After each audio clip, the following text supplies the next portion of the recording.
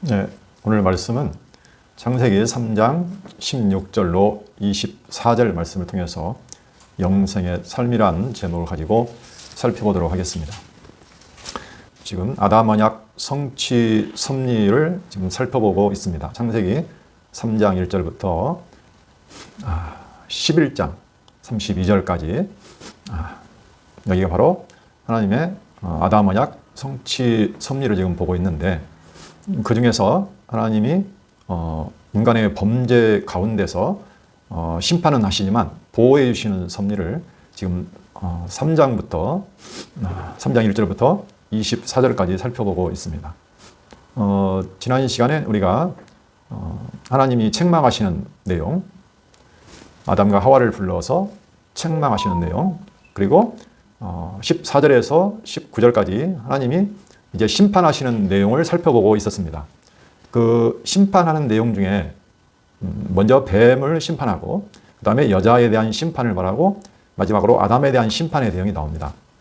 저희가 지난 시간에 뱀에 대한 심판까지 살펴보았습니다. 자, 그래서 오늘은 이제 여자 그리고 아담에 대한 심판, 그리고 하나님께서 그 심판 가운데 보호하시는 섭리를 오늘 살펴볼 겁니다. 그러니까 한마디로 말하면 하나님의 심판 중 보호섭니다. 심판 중 보호 섭리. 이 부분을 살펴볼 겁니다. 그래서 3장 16절을 보시면, 거기 보면 지금 하나님이 이제 심판을 하시는 모습인데, 자, 심판 가운데 이제 여자에 대한, 먼저 뱀에 대한 심판이었고, 이제 여자에 대한 심판을 말합니다. 심판은 두 가지 종류가 있다고 생각하시면 됩니다. 심판과 저주. 이게 영원한 심판과 저주로 가는 쪽이 있고, 그 심판과 저주가 결과적으로 나중에 복으로 또는 회복으로 가는 경우가 있습니다. 그래서 이 뱀은 잘못해서 심판을 받는데 여기는 회복에 대한 내용이 없습니다. 그런데 여자와 아담은 조금 다르게 나옵니다. 한번 살펴볼게요. 또 여자에게 이르시되 내가 내게 임신하는 고통을 크게 더하리니 내가 수고하고 자식을 낳을 것이며 너는 남편을 원하고 남편은 너를 다스릴 것이니라 하시고, 지금 딱 한 절로 여자에 대한 심판의 내용이 나와 있습니다. 자, 첫 번째 보시면 여자는 임신해서 자식을 낳을 때까지 그 고통, 보통 우리가 해산의 고통이라고 하죠. 아이를 낳고 아이를 낳을 때까지 그 고통, 해산의 고통.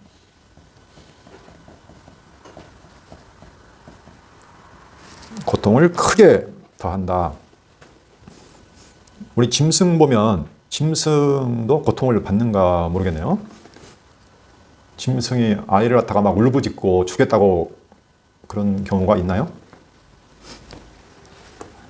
별로 없죠. 근데 사람만 아주 거의 죽는다고 하잖아요. 해산의 고통. 거의 죽음에 가까운. 온마디 뼈가 다 무너진다고. 그래서 어떤 분들은 해산하면 다시 태어난다. 그 정도로 거의 죽는다는 얘기예요. 뼈가 다 무너진다는 것은 아주 거의 죽음에 이르는 거죠. 그렇게 해야 어떻게 된다고요? 고통을 통과해서 이제 아이를 낳는 거예요. 자, 여기 이제 자식을 낳아요. 자식을 출산하게 된다. 현재 우리가 살고 있는 세상에서 보이는 현상적으로 보면 맞는 이야기예요. 그리고 또 한 가지, 여기 보시면 너는 남편을 원하고 그랬습니다. 여자는 남편을 원하고 남편은 너를 다스릴 것이니라 하시고, 너는 남편을 원하고 남편은 너를 다스릴 것이다. 이렇게 말했어요. 자, 남편을 원하고, 그런데 남편은 너를 다스린다. 이렇게 말했습니다. 이것은 어떤 심판일까 생각을 해봅니다. 해산의 고통은 우리가 크게 이해하는데 어려움이 없습니다. 실제로 해산의 고통이 있으니까. 이거 그냥 일반적인 당시의 어떤 일반적인 현상으로 봐야 됩니다. 요즘은 또 뭐 해산의 고통이 없다. 수술을 하니까 그런 분도 있는데 그건 하나의 특이한 케이스고 그 당시에는 일반적으로 다 해당되는 내용이었잖아요. 네. 자, 그런데 너는 남편을 원하고 그랬는데 거기 보면 그 원하고라는 표현을 보시면 어떠냐면 이런 뜻이에요. 원한다는 말이 영어로 하면 desire. 뭐 굉장히 뭐라고 하죠? 원한다는 거예요, 이게. 뭐 사모한다. 옛날에 성경에는 사모한다고 나와 있거든요. 사모는 거 굉장히 깊이 있게 사모하는 거예요. 그죠? 생각하는 거예요. 그 다음에 영어로 또 하면 갈망, longing. 아주 간절히 바라는 거. 이걸 갈망이라고 하는데, longing. 이런 뜻이에요. 갈망, 사모, 갈망. 그래서, 그 영어로 된 성경에 보면, your desire, 너의 그런 원하는 것이 will be for your husband 해가지고, 너의 남편을 향해서 있게 될 거라는 거예요. 그러니까, 여자가 남편을 굉장히 사모하고 갈망하게 된다는 거예요.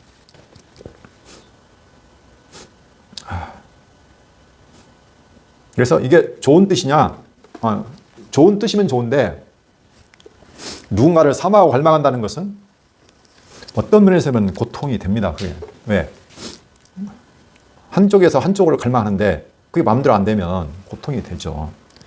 그래서 여기에 나오는 그 표현하고 똑같은 말, 이 원하고에 나온 그 뜻하고 똑같은 단어가 어디 나와 있냐면 창세기 4장 7절에 보면 그 가인과 아벨 얘기 나오잖아요. 거기 4장 7절 한번 볼게요. 이 단어가 바로 뒤에 나가기 때문에 가장 근접한 내용입니다. 7절 여호와께서 가인에게 이르시되 내가 분하여 함은 어찌 됨이며 안색이 변함은 어찌 됨이냐. 6절부터 읽었어요. 내가 선을 행하면 어찌 낯을 들지 못하겠느냐. 선을 행하지 아니하면 죄가 문에 엎드려 있느니라. 죄가 너를 원하나 너는 죄를 다스릴지니라. 여기하고 좀 표현이 비슷하네요. 그렇죠? 가인에게 하는 책망이잖아요. 지금 그 아벨을 죽였던, 아직은 안 죽였네요. 지금 화가 났죠. 가인이 아벨의 제물은 받으셨는데 가인이들은 제물은 받지 않으셨어요. 약간 안색이 변했어요. 화가 막 지금 차오르는 거예요. 그때 하나님께서 하시는 말씀이에요. 너 왜 안색이 변하냐?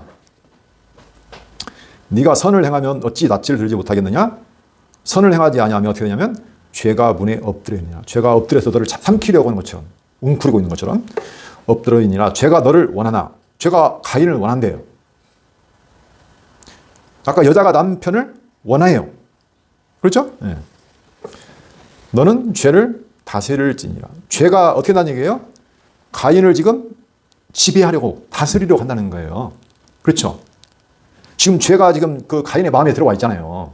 그렇죠? 막 분노, 화, 미움 이런 마음들이 지금 자기를 막 지배하려고 하는 거예요. 그렇지만 어떤다? 너는 죄를 다스릴지니라. 지금 그 말이잖아요. 그렇죠? 그러면 여기서도 여자도 마찬가지죠. 여자의 마음속에 어떤 마음이 들어요? 남편을 원해요. 지배하고 다스리려는 마음이 있다. 그 마음이 없으면 좋은데 그 마음이 일어나는 거예요. 근데 뒤에 보니까 남편 어때요? 남편은 너를 다스려. 죄가 가인을 어떻게 했어요? 다스렸죠. 그래 안 그래? 다스렸잖아요. 결국 죄의 다스림 받고 그런 아벨을 쳐 죽였어요. 근데 여자는 남편을 그렇게 다스리려고 지배하려고 원하고 사모하는데 남편은 너를 다스릴 것이다. 그래서 이게 고통이다. 심판이다. 그럼 일반적으로 여자들이 남편을 막 지배하려고 하는데 오히려 남편의 지배를 받는다. 그 당시의 문화에서 남편이 여자를 지배했을까요? 다스렸을까요? 일반적으로는 그랬겠죠. 그렇죠? 그 당시에는 어떤 문화였어요? 여자는 수자에 쳐서 안 쳤어요? 안 쳤어요. 아예. 아주 철저하게 아버지나 남편의 지배를 받던 시대가 맞잖아요. 그게 고통이 되죠. 이렇게 뭐 당시의 역사 안에서, 현상 안에서 충분히 이해할 수 있는 내용입니다. 고통이 되긴 해요, 그게. 그러나 이것을 그 당시에 그런 어떤 현상적인 내용으로만 보면 성경에서 말하고자 하는 것은 그 내용은 아니잖아요. 그 현상을 통해서 당시에 눈에 보이는 어떤 현상, 역사적인 어떤 그런 현상을 통해서 지금 무엇을 표현하는 거라고요? 하나님의 뜻, 하나님의 뜻, 하나님의 뜻을 표현한다고 봐야 된다는 얘기예요. 그래서 이 해산의 고통은 지금 누구에 대해서 말하고 있다? 하나님의 뜻은 뭐예요? 그리스도 안에서 하나님 나라. 다시 말하면 교회에 대한 얘기란 말이에요. 그러니까 지금 이 현상적인 내용 안에 무엇을 말하고 있다? 그리스도와 교회에 대해서 말하고 있다라고 보셔야 됩니다. 자, 그래서 이 여자라는 내용은 대부분이 보면 성경에서 누구를 가리키냐면 여자는 보통 교회를 가리킨다고 알고 있죠, 우리가. 그렇죠? 여자.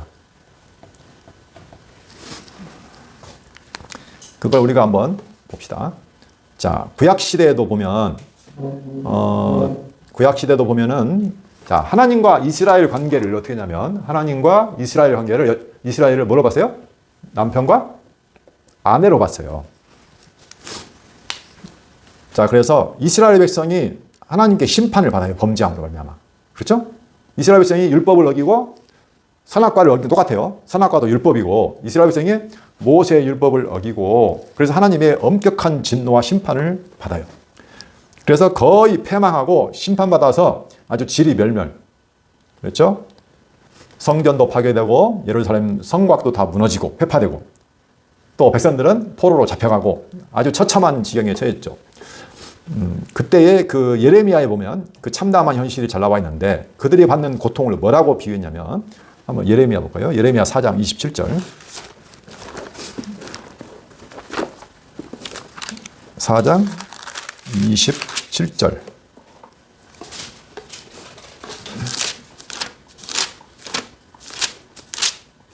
문제를 폈네요.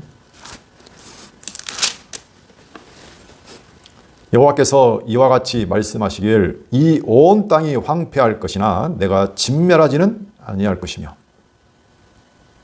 지금 이게 누구냐면 이스라엘에 대한 지금 심판에 대한 내용이에요. 자, 여호와께서 이와 같이 말씀하시길 이 온 땅이 황폐할 것이나 내가 진멸하지는 아니할 것이며. 자, 그 뒤에도 심판의 내용이 나오는데 31절을 한번 보겠습니다. 내가 들은즉 여인의 해산하는 소리 같고 초산하는 자의 고통하는 소리 같으니 이는 시온에 따르 소리라. 자, 여인이 해산하는 소리. 자, 아이를 낳을 때 고통. 그다음에 초산, 처음 아이를 낳는 자의 고통하는 소리 같으니 이 소리가 들리는 거예요. 하나님이 심판하실 때. 근데 이 소리가 뭐냐면 이는 시온에 따르 소리라. 시온이 이스라엘 말하죠. 그러니까 이는 시온에 따르 소리라. 그가 헐떡이며 그의 손을 펴고 이르기를 내게 화가 있도다. 죽이는 자로 말미암아 나의 심령이 피곤하도다 하는도다. 이게 무슨 내용이에요? 하나님이 심판할 때 당하는 그 이스라엘의 고통, 그 고통이 무엇처럼 느낀다고요? 해산의 고통과 같이 시온의 소리라는 얘기예요. 그러니까 지금 이스라엘을 여인으로 지금 비유해서 표현하는 거예요. 그 고통을 말할 때. 하나님이 심판하실 때 그들이 받는 고통 때문에 부르짖는 그 소리, 그걸 표현하는 거예요. 자, 그 내용이 한 장만 들어가면 6장 24절 같은 내용이에요. 6장 24절 보시면 우리가 그 소문을 들었으므로 손이 약하여졌고 고통이 우리를 잡았으므로 그 아픔이 해산하는 여인 같도다. 자, 전부 다 지금 이스라엘이 당하는 고통을 지금 말하고 있어요. 해산하는 여인 같도다. 그렇죠? 자, 그다음에 그런데 그 고통을 당하는 그 여인 시온의 딸 이스라엘이 31장에 보면 또 어떻게 여인이 되냐면 예레미야 31장 7절 여호와께서 이와 같이 말씀하시니라 너희는 여러 민족 앞에서 야곱을 위하여 기뻐 외치라. 여기서 갑자기 뭐가 나왔어요? 야곱, 이스라엘에서 이번에 이제 기뻐하라고 그래요. 아까는 죽이겠다고 심판하는 소리가 났는데 고통의 소리가 들렸는데 이제는 기뻐 외치라고 하는 거예요. 기뻐. 왜? 기뻐 외치라. 너희는 전파하며 찬양하며 말하라. 여호와여 주의 백성 이스라엘의 남은 자를 구원하소서 하라. 아하. 여호와께서 당신의 백성 이스라엘에 남아있는 자, 하나님이 남긴 자를 구원하소서 하라. 보라 나는 그들을 북쪽 땅에서 인도하며 땅 끝에서부터 모으리라. 다 흩어버렸는데, 그죠? 유다 백성들을 다 흩어버렸는데 땅 끝까지 다 흩어버렸는데 포로로 잡혀가고 다시 모은다는 거예요. 그들 중에는 맹인과 다리 저는 사람과 잉태한 여인과 해산하는 여인이 함께 있으며 큰 무리를 이루어 이것으로 돌아오리라. 그러니까 여기 봐요. 잉태한 여인, 해산하는 여인. 어떻게 한다고요? 돌아온다는 거예요. 그렇죠? 뭐 자리를 저는 사람, 맹인들, 아주 불쌍하고 비참한 사람들 아니에요. 고통받는 사람들, 그들이 돌아오리라. 그들이 울며 돌아오르니 나의 인도함을 받고 간구할 때에 내가 그들을 넘어지지 아니하고 물 있는 계곡의 곧은 길로 가게 하리라. 나는 이스라엘의 아버지요 에브라임은 나의 장자니라. 이스라엘의 아버지래요. 아버지. 자, 여기 아버지 표현이 바뀌었어요. 아버지. 이스라엘은 그건 누구예요? 아들. 그렇죠? 하나님께서 아버지가 돼가지고 때리셨어요. 근데 다시 돌이켜서 할 때 너희 기뻐하라는 얘기예요. 마치 먹기처럼 같아요? 해산에 죽을 만한 고통을 당하고 나서 뭐가 와요? 자식을 출산하는 기쁨이 온다는 거예요. 그러니까 지금 여자에게 하는 이런 심판의 메시지 안에 뭐가 들어있어요? 하나님의 심판하시지만 다시 회복한다는 지금 메시지가 구약 성경에서 이미 예레미야를 통해서 말해주고 있잖아요. 여기만 나와 있느냐? 아니에요. 자, 이사야 66장 7, 9절. 시온은 진통을 당하기 전에 해산하며 고통을 당하기 전에 남아를 낳았으니 이러한 일을 들은 자 누구이며 이러한 일을 본 자가 누구이냐. 나라가 어찌 하루에 생기겠으며 민족이 어찌 한순간에 태어나겠느냐. 그러나 시온은 바로 유다 예루살렘을 말하며 시온은 진통하는 즉시 그 아들을 순산하였도다. 여호와께서 이르시되 내가 아이를 갖도록 하였은즉 해산하게 하지 아니하겠느냐. 내 하나님이 이르시되 나는 해산하게 하는 이인즉 어찌 태를 닫겠느냐 하시니라. 그 해산하지 못하여서 고통받는 그 시온 이스라엘을 그 고통이 당하기 전에 남자를 낳는다. 지금 이사야서 가장 마지막 장에서 이스라엘의 회복을 얘기할 때 하는 메시지입니다. 그러니까 이미 그 해산의 고통에 대한 내용은 전부 다 이스라엘에 대한 말이라는 거예요. 다시 말하면 그 이스라엘은 지금 우리로 말하면 교회예요. 신약교회. 교회. 똑같은 거예요. 교회의 회복을 말하고 있다.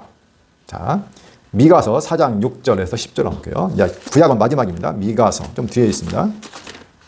여호와께서 말씀하시되 그날에는 내가 저는 자를 모으며 쫓겨난 자와 환난 받게 한 자를 모아 발을 저는 자는 남은 백성이 되게 하며 멀리 쫓겨났던 자들이 강한 나라가 되게 하고 나 여호와가 시온 산에서부터 이제부터 영원까지 그들을 뭐하리라?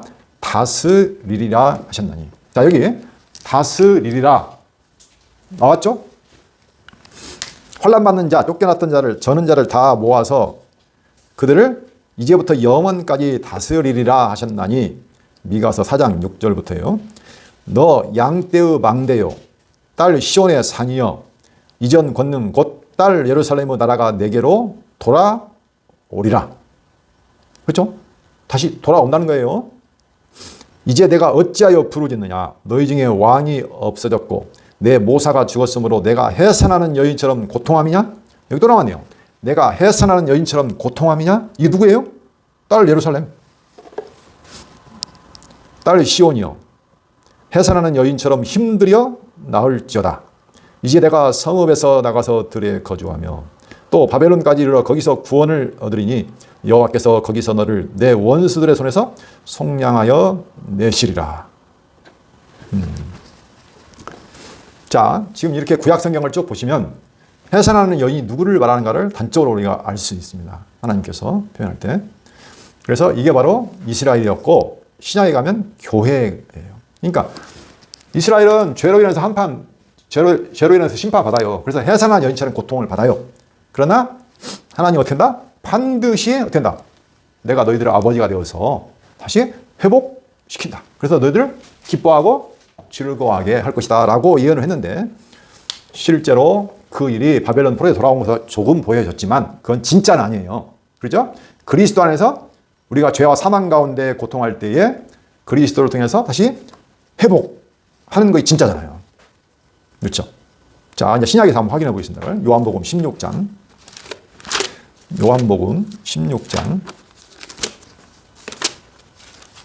21절로 22절. 여자가 해산하게 되면 그때가 이르렀으므로 근심하나 아기를 낳으면 세상에 사람 난 기쁨으로 말미암아 그 고통을 다시 기억하지 아니하느냐. 이건 지금 세상에서 일어난 일을 말하고 있는 거예요. 일반적으로 이렇다는 얘기예요. 그렇죠? 해산 때가 이러면 누구나 근심하죠. 아이고, 어떻게 이걸 고통을 이기나. 그러나 아기를 낳게 되면 그 기쁨으로 인해서 어떻게 된다고요? 고통을 다시 기억하지 아니하느니라. 지금은 진짜 하고 싶은 얘기예요. 지금은 너희가 근심하나. 예수님께서 이제 떠나서 하늘로 올라가기 전에 제 아들에게 하시는 말씀이죠. 지금은 너희가 근심하나 내가 다시 너희를 보리니 너희 마음이 기쁠 것이요 너희 기쁨을 빼앗을 자가 없으리라. 와. 지금 제자들이 누구예요? 교회. 이 땅에 남아있는 교회가 어떻게 돼요? 고통 가운데 근심해요. 그러나 내가 다시 너희를 보리니 너희 마음이 기쁠 것이요 너희 기쁨을 빼앗을 자가 없으리라. 예. 하나님께서 너희를 해산의 그런 고통 가운데 된다? 구해서 진정한 기쁨 가운데로 인도하겠다는 거죠. 그렇죠? 디모데전서 2장 15절도 보면 그런 내용이 나옵니다. 그 해산의 고통이 나오는데, 자, 계시록 12장 1절로 6절을 보면 아주 명확하게 나와 있어요. 계시록 12장 1절로 6절 보면 여자와 용이 등장을 해요. 여자와 용. 지금 여자는 어디겠어요? 당연히 교회죠. 그리고 누구? 용. 이건 옛 뱀, 마귀, 사단. 지금 둘이 전쟁 중이에요. 전쟁. 그렇죠? 그러니까 교회는 용과 치열한 전투를 하고 있다는 거예요.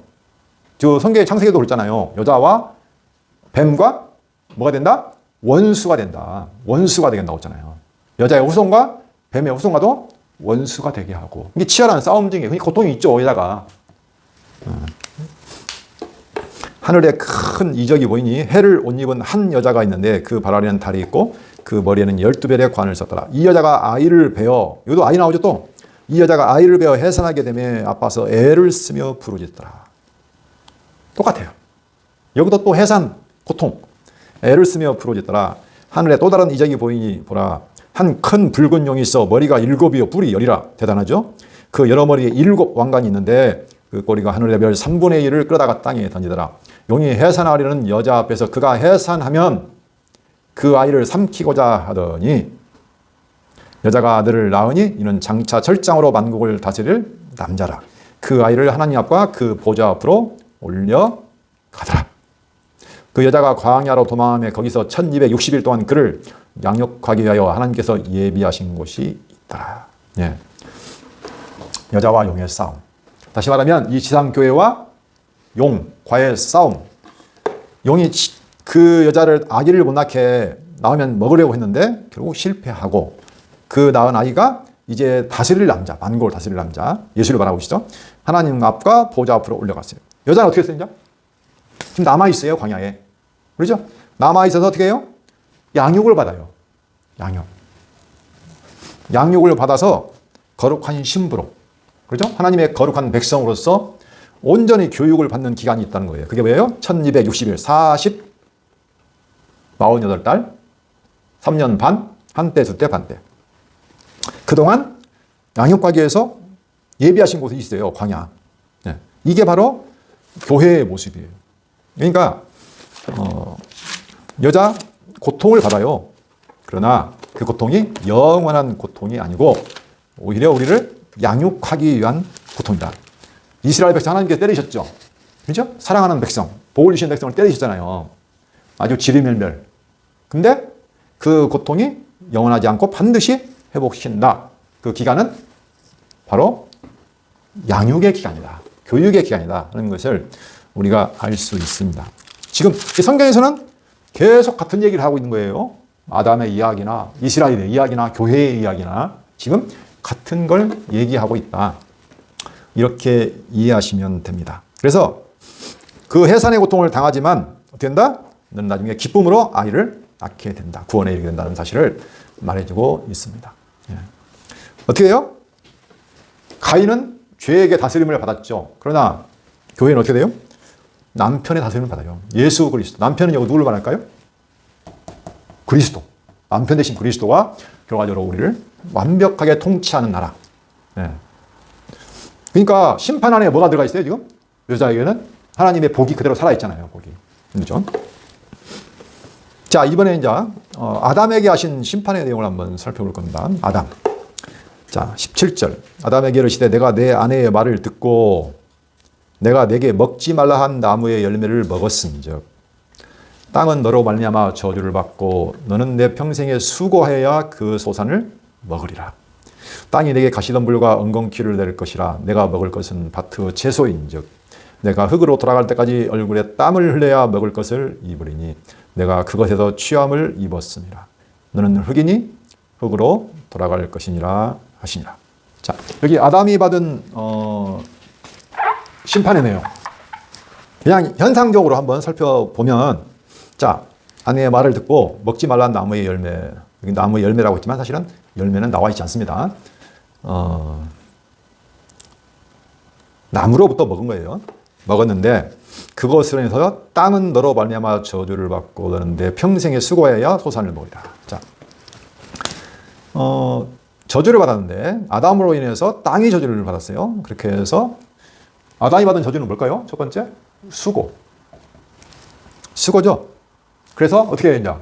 먹을 양식을 그 소산을 먹어야죠. 살아야 되니까. 그렇죠? 땅은 뭘래요? 땅은 가시덤불. 그리고 엉겅퀴를 내요. 근데 먹을 것이 밭의 채소이니까 너는 어떻게 해요? 흙으로 돌아갈 때까지, 네가 취함을 입었던 흙으로 돌아갈 때까지 땀을 흘려야 먹을 것을 먹어요. 자, 같은 말이에요. 여기가 소산이 먹을 것이에요. 그렇죠? 근데 여긴 또 수고라고 하지만 땀이라고 그랬어요. 같은 말이에요. 땀을 흘려야 먹을 것을 먹으니 내가 그것에서 취함을 입었습니다. 너는 흙이니 흙으로 돌아갈 것이니라 하시니라. 네. 그 아담은 한마디로 말하면 뭐 한다는 거예요? 땀 흘리고 수고한다. 이 땅에서. 그죠? 땅의 저주로 말미암아 이 땅에서 땀 흘리고 수고한다. 그래야 먹을 것을 위해. 실제로 남자들이 그 당시에 일을 했잖아요. 대부분이. 여자들은 거의 안 했어요. 그렇죠? 남자들이 해서 평생 땅 파고 애써서 먹어야 돼요. 가만히 있으면 먹을 것이 부족하죠. 그렇게 하다가 이제 또 하다가 어떻게 해요? 흙으로 돌아가죠. 그렇죠? 사람이 흙으로 죽으면 흙으로 돌아가요. 이게 하나의 현상적인 모습이에요. 이게. 근데 지금 이 이야기를 하고 싶은 건 아니라고 했잖아요. 그렇죠? 이제 똑같은 얘기예요. 이게. 여자에게 한 내용이나 현상적으로는 이러한 고통이 있고 이 땅에서 평생 수고하고 땀 흘리는 안식이 없는, 한마디로 말하면. 그렇죠. 네. 계속 하는데 어떻게 해요? 평생 수고해야 돼요. 네. 그래서 진정한 어떤 안식, 쉼이 없는 거예요. 그렇죠. 네. 이게 현상적으로도 그렇지만 실제적으로 이제 타락함으로 말미암아 인간은 어떻게 됐어요? 인간은? 진정한 안식이 삶이 있을까요? 사람들은 막 계속 수고하고 땀 흘리잖아요. 자, 선악을 알게 하는 지식의 나무를 먹었어요. 그게 뭐예요? 율법. 네. 이제는 하나님의 은혜 안에 있지 않고 어디에 있는 거예요? 율법. 그렇죠? 율법은 뭘 해요? 요구를 하잖아요. 그렇죠? 네가 행해서, 애써서, 수고해서 네가 행해야 돼. 하나님과 같이 돼야 돼. 그러니까 그 율법에 맞춰서 내가 뭔가를 계속 어떻게 해요? 율법의 요구를 이루려고 하면 우리의 영혼에 뭐가 없어요? 끊임없이 땀 흘려야 돼요. 수고하고 노력하고. 진정한 이 땅에서 우리가 계속 뭔가를 끊임없이 쌓아 올린단 말이에요. 이게. 자, 그 타락할 때 벌거벗은 수치가 드러났죠. 그렇죠? 그럼 벌거벗은 수치를 덮기 위해서 어떻게 해야 돼요? 끊임없이 뭔가를 가리고 덮고 유장하고 한단 말이에요. 그게 얼마나 사람을 피곤하게 하고 힘들게 해요. 그렇죠? 쉼이 있어요? 없어요.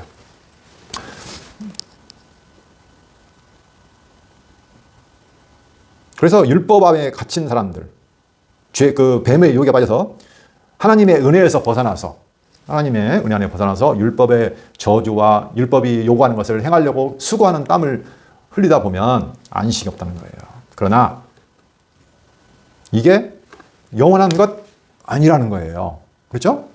여자와 똑같아요. 여자가 고통받는 것 영원한 거 아니듯이 이스라엘이 하나님의 심판받아서 고통받고 쉼이 없는 것이 영원한 것이 아니듯이 누구? 장차 그리스도 안에서 하나님께서 진정한 열매를 먹게 하세요. 소산을. 그렇죠? 그리고 뭘 주실까요? 이제는 쉬게 하세요. 마태복음 11장 28절 한번 볼까요? 25절부터 한번 볼까요? 자, 짐진 자들한테 하는 얘기예요. 그때 예수께서 대답하여 이르시되 천지의 주제이신 아버지여 이것을 지혜롭고 슬기 있는 자들에게는 숨기시고 어린 아이들에게는 나타내심을 감사하나이다. 당시에 지혜롭고 잘 나갔던 바리새인 서기관들 이들에게는 숨기시고 어린아이들, 죄인들, 세리들에게는 나타내심을 감사하나이다. 옳소이다. 이렇게 된 것이 아버지의 뜻이니이다. 내 아버지께서 모든 걸 내게 주셨으니 아버지 외에는 아들을 아는 자가 없고 아들과 또 아들의 소원대로 계시를 받는 자 외에는 아버지를 아는 자가 없느니라. 자, 이거 중요한 거. 아버지를 안다. 아는 자. 아버지를 아는 자가 없느니라. 수고하고 무거운 짐진 자들아 다 내게로 오라. 내가 너희를 쉬게 하리라. 자, 아버지를 아는 자 외에는 계시를 받는 자 외에는 아버지를 아는 자가 없다는 거예요. 아버지를 아는 자가 없는데 계시를 받는 자는 아버지를 알게 된다는 거죠. 누구로한테 가야 돼요? 누구에게? 내게로. 예수 그리스도께로. 내게로 오라. 내가 너희를 쉬게 하리라. 예수께로 오면 어떻게 돼요? 아버지를 알게 되고 아버지를 알게 되면 이제는 쉬게 돼요. 안식에 이르게 된다는 거예요. 나는 마음이 온유하고 겸손하니 나의 멍에를 메고 내게 배우라. 그리하면 너희 마음이 쉼을 얻으리라. 이는 내 멍에는 쉽고 내 짐은 가벼움이라. 예수님이 주시는 것은 쉽고 가벼워요. 근데 율법은 반대로 율법의 행위는 아주 무겁고 힘이 없어요. 네. 끝이 없고. 예수님께서 진짜 안식일의 주인으로 오셔요. 그렇게 해서 아버지를 알게 하시는 거예요. 예수님 오신 목적이 뭐예요? 아버지를 드러내시려고. 아버지를 알게 하시려고. 그러니까 결과적으로는 이거예요, 이거. 근데 다 알 수는 없어요. 어떤 자가 안다고요? 아들과 또 아들의 소원대로 계시를 받는 자 외에는 아버지를 아는 자가 없느니라. 그랬잖아요. 다 아는 거 아니에요. 진정한 안식을 이루는 거 아니에요. 그런데 하나님께서 선택하신 자, 그렇죠? 아버지께서 내게 주신 자를 내가 다 구원하러 오시다고 예수님께서 말씀하셨잖아요. 그런 자라 하여금 예수 그리스도로 와서 진정한 쉼, 하나님의 은혜 안에서 쉼을 얻게 하신다는 거죠. 그 전까지는 어떻게 해야 돼요? 다시 창세기로 와서 그 전까지는 맨날 땀 흘리고 수고하고 죽도록 땀 흘리고 이래야 돼요. 근데도 진정한 양식을 먹지를 못해요. 네. 생명의 양식을 먹지를 못한다는 거예요. 쉼을 못 얻어요. 그러나 예수 그리스도로 가면 진정한 생명의 양식을 먹고 이제는 소산을 얻게 된다는 얘기죠. 이것도 하나의 약속. 예. 자, 20절로 21절, 그 다음에 24절까지는 이제 하나님께서 그 심판 와중에 이제는 보호하시는 내용이 나옵니다. 이 부분을 좀 빨리 읽고 가도록 하겠습니다. 아담이 그의 아내의 이름을 하와라 불렀으니 이는 그런 모든 산자의 어머니가 됩니다. 갑자기 아담이 자기 아내의 이름을 하와라고 불렀어요. 왜 그랬을까? 하와란 말이 무슨 말인가요? 하와. 하와는 생명이란 말이에요. 생명. 우리가 아담과 이브 하잖아. 이브. 그죠? 우리 이브란 말이 안 나와서 좀 이상하다는데 이 이브가 바로 누구냐면 하와예요. 영어로 이브라고 그래요. 이게 생명이에요. 왜 갑자기 아내의 이름을 생명이라고 불렀을까요? 그는 모든 산자의 어머니가 됩니다. 그렇죠? 네, 모든 산자의 어머니가 됩니다. 왜냐하면 성경에는 그렇게 되어 있어요. 왜냐하면 그가 모든 산자의 어머니가 되기 때문에 아담이 그의 아내의 이름을 하와, 생명이라고 불렀다는 거예요. 아담은 하나님의 말씀을 듣고 깨달았어요. 아하, 하나님이 어떻게 한다? 살리시는구나. 우리를 심판하셨지만, 저주하셨지만, 하와의 후손, 여자의 후손, 그 15절 다시 볼까요? 3장 15절. 내가 너로 여자와 원수가 되게 하고 내 후손도 여자의 후손과 원수가 되게 하리니 여자의 후손은 내 머리를 상하게 할 것이요 너는 그의 발꿈치를 상하게 할 것이요. 여자의 후손으로 하나님께서 우리를 이 모든 심판과 저주에서 다시 건져내실 자를 보내실 거구나 라는 것을 뭔가 받았겠죠. 우리는 알 수 없지만. 그래서 아내의 이름을 뭐라고요? 앞으로 살아날 자, 산자, 모든 산자의 어머니가 된다 해서 하와라고 이름을 지었다는 거예요. 그러니까 반드시 하나님께 생명을 죄와 사망 가운데 죽었던 우리를 다시 살리실 하나님이라는 것을 안 거예요. 이런 걸 그러니까 계시라고 하는 거죠. 우리로서는 이해할 수 없지만 그렇게 계시를 받으면 그렇게 말을 하는 거예요. 그런 사람이 막 구약에 많잖아요. 하나님의 계시를 따라서 예언도 하고 말도 하는 사람들이 많아요. 자, 21절. 여호와 하나님이 아담과 그의 아내를 위하여 가죽옷을 지어 입히시니라. 아주 유명한 구절이죠. 그리고 하나님께서 이제 직접적으로 아담과 그의 아내 벌거벗고 무화과나무로 수치를 가리고 있는 그 아담과 하와를 위하여 가죽옷을 지어 입히셔요. 자, 가죽옷. 이 가죽옷은 가죽을 벗겨서 그 껍질을 벗기잖아요. 껍질을 벗겨서 치마를 하는 거잖아요. 그러면 뭐가 죽어야 돼요? 아무 죄도 안 진 짐승이 죽어야 돼요. 피를 흘려야 된다고요. 그렇게 해서 그 옷으로 어떻게 해요? 아담과 하와의 수치를 가렸잖아요. 그걸 누가 하셨어요? 하나님께서. 이건 너무나 직접적인 하나님이 자기의 아들을 보내서 그 피 흘림을 통해서 그리스도의 그 피로 깨끗한 세마포 옷을 지어서 어떻게 한다고요? 모든 죄를 가리워 주실 것. 자기 백성에. 그게 구약성경에 보면 제사장들이 입는 거룩한 옷, 에봇. 그렇죠? 그리고 구약의 제사에서 모든 사람의 머리에 안수해가지고 그들의 죄를 어떻게 해요? 대신 걸머지게 하고 뭐 이런 일은 뭐 아주 흔하죠. 그러니까 이미 구약에서도 모든 걸 통해서 약속했고 여기서도 약속하고 해서 당신의 약속을 위해서 자 하나님께서 아담에게 하신 그 복 언약으로 인해서 그 심판 가운데서도 반드시 구원하실 것. 이스라엘 백성이 아무리 타락하고 범죄해도 다시 때리시지만 회복하실 것. 똑같은 거예요. 그것을 약속해 주시는 거죠. 자, 22절. 여호와 하나님이 이르시되 보라 이 사람이 선악을 아는 일에 우리 중 하나같이 되었으니 그가 그의 손을 들어 생명나무 열매도 따먹고 영생할까 하노라 하시고. 자, 영생.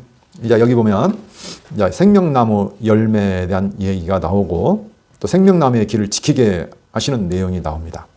네. 사람이 범죄함으로 말미암아 이제 이 사람이 우리 하나같이 됐어요. 무엇에? 선악을 아는 일에 하나같이 되었기 때문에 여기서 우리가 나왔는데 우리란 말은 없어요. 원래 없어요. 그래서 그냥 하나가 됐다는 거예요. 어떻게? 하나님과 우리가 완벽하게 하나님이 된 게 아니잖아요. 무엇에? 선악을 아는 일에. 그렇죠? 선악을 아는 일에만. 그러니까 뭐 하나님이 된 거 아니에요. 선악을 아는 것이 하나님 같이 됐다는 얘기예요. 그래서 만약에 그렇게 되고 생명나무 열매도 따먹어 버리면 영원히 살게 되면 하나님이 영원한 뜻이 어떻게 되겠어요? 영원히 무너지는 거죠. 안 되죠. 그래서 그를 쫓아내십니다. 내보내어 자 그의 근원이 된 땅에서 들어왔으니까 땅을 갈게 하신다. 그래서 이것도 하나의 보호라고 보는 거죠. 왜? 하나님의 계획이 한 번 언약을 하시면 영원토록 이루신 하나님이잖아요. 근데 아담에게 복을 주시고 잘못했다고 해서 영원한 저주 가운데 두시면 안 되기 때문에 하나님께서 보호하시는 섭리로 보는 겁니다.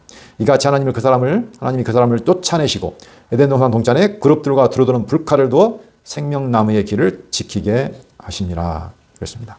그래서 그룹들과 불칼 두어 생명나무의 길을 지키게 하셨어요. 그래서 하나님께서 아담과 하와를 보호하시는 내용입니다.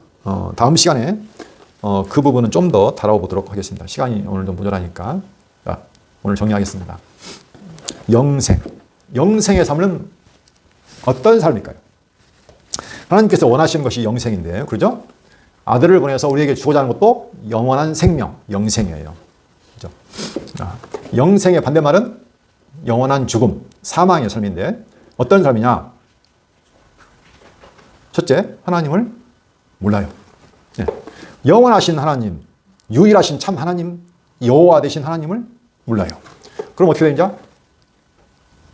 자기를 모든 것이 자기 기준이에요. 자기를 예배하며 살아가는 거예요. 자기를 찬양하고 자기를 자랑하고 자기를 위해 살고. 왜? 하나님 모르니까. 그 자기를 예배하는 삶이에요. 그죠? 자기 중심적인 삶. 그리고 영원하신 하늘의 하나님을 모르기 때문에 어떻게 돼요?